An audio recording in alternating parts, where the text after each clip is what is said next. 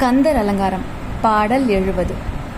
விழிக்கு துணை திருமென் மலர் பாதங்கள் மெய்மை குன்றா மொழிக்கு துணை முருகா எனும் நாமங்கள் முன்பு செய்த பழிக்கு துணை அவன் பன்னிரு தோளும் பயந்த தனி வழிக்கு துணை வடிவேலும் செங்கோடான் மயூருமே.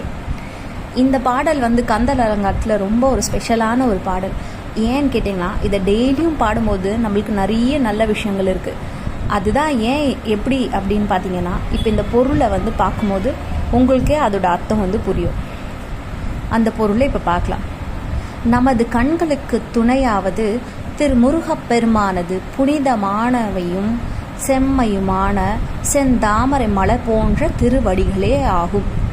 அதாவது அந்த ஃபர்ஸ்ட் லைனோட அர்த்தம் விழிக்கு துணை திருமென்மலர் பாதங்கள். நம்மளோட கண்ணுக்கு துணையாக இருக்கிறது யார் அப்படின்னு பார்த்தீங்கன்னா, முருகப்பெருமானுடைய பாதங்கள்.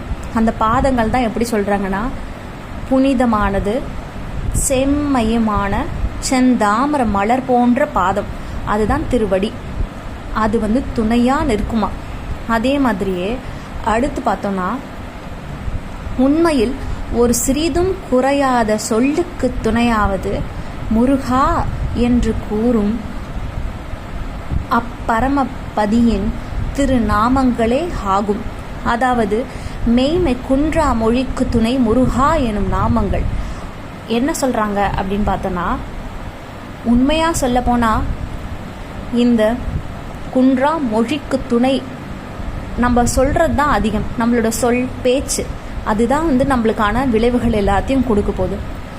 அந்த மொழிக்கு துணையாக யார் இருக்கிறாங்கன்னா, முருகான்ற நாமங்கள் தான் இருக்குன்றாங்க. முருகான்றது ஒன்று தான், ஆனால் நம்ம ஏன் நாமங்கள்னு சொல்கிறோம் அப்படின்னு பார்த்தீங்கன்னா, முருகால முப்பெரும் தேவியர்களும் தேவர்களும் அடக்கம். அதனால தான் நம்ம நாமங்கள் அப்படின்னு சொல்லியிருக்காங்க. நம்ம விழிக்கு துணையாகவும் கண்ணுக்கு துணையாகவும் பாதங்கள் வந்துடுச்சு. அதே நம்ம மொழிக்கு துணையா முருகான்ற நாமங்களும் வந்துடுச்சு. முன்பு செய்த பழிக்கு துணை அவன் பன்னிரு தோளும். அப்படின்னா என்னன்னு சொல்கிறேன் பாருங்க. முன்பு செஞ்ச பழிய தடுற பாவத்தை அகற்றுறதுக்கு துணையாக இருக்கிறது யாருன்னா முருகப்பெருமானுடைய 12 புஜங்களே ஆகும் அப்படின்றாங்க. 12 புஜங்களும், அதாவது நான் எல்லாருமே பொதுவாக சொல்லுவாங்க, புஜங்கள் தான் பார்த்தீங்கன்னா ரொம்ப ஸ்ட்ராங்கான பிளேஸ்ன்னு சொல்லிட்டு. அந்த முருகப்பெருமானோட 12 புஜங்களும் சேர்ந்து அந்த பழியிலேருந்து வர பாவத்தை அகற்றுறதுக்கு துணையாக நிற்கணும்னு சொல்லி கேட்குறாங்க.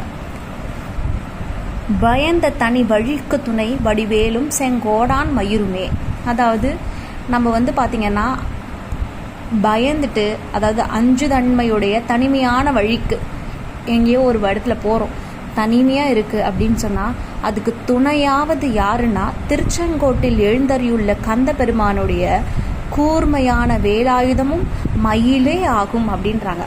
அந்த வழிக்கு துணையாக உங்களுடைய வேலும் மயிலும் தாங்கன்னு கேட்குறாங்க. ஏன் அது வேலும் மயிலும் தரணும் அப்படின்னு பார்த்தீங்கன்னா, வேலோட இதிலிருந்து ஒரு ஒளி அவங்களுக்கு அந்த வழியோட வெளிச்சத்தை காட்டுது.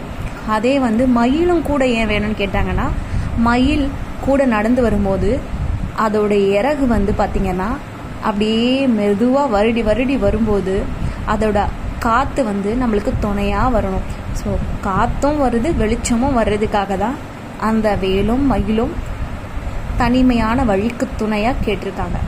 இந்த மாதிரியான அழகான ஒரு கந்தர் அலங்காரம் பாடலை நீங்கள் டெய்லி பாடினீங்கன்னா ரொம்ப நல்லாயிருக்கும். இதோட பொருள் தெரிஞ்சிருப்பீங்கன்னு நினைக்கிறேன்.